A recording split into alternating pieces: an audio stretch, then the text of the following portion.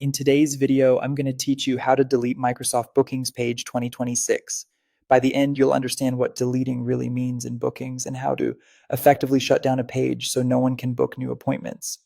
First, an important clarification. If you're working with a shared Microsoft Bookings page, truly deleting it requires Microsoft 365 admin privileges.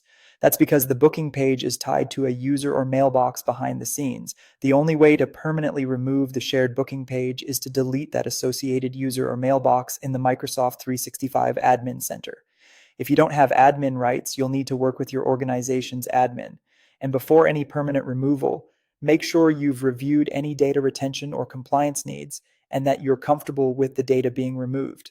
If your goal is to stop new bookings and make the page effectively inaccessible without deleting the underlying mailbox, you can quickly disable the page from within Microsoft Bookings itself. Here's how to do that. Open Microsoft Bookings and sign in with your work account. From the home page, select the booking page you want to retire and open it. Once you're inside that page, go to Business Information. In this section, open business hours. Close all business hours so no times are available. This ensures the calendar shows no open slots to anyone attempting to schedule. After you've closed all hours, click Save to apply the change. Next, go to the booking page settings. Look for the Configure Booking Page dropdown, open it, and change the setting to No Self-Service. This step prevents people from booking through the public page entirely, even if they still have the link. Click Save again to lock in the change. With both of those settings applied, your booking page will no longer accept new appointments. Closing the hours removes availability, and setting no self-service blocks self-scheduling altogether.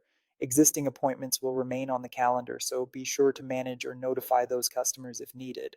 Also, allow a few minutes for changes to propagate, especially if your page is widely shared. To recap, permanent deletion of a shared bookings page requires an admin to delete the associated user or mailbox in the Microsoft 365 Admin Center. If you just need to shut it down, close all business hours, set the page to no self-service, and save your changes.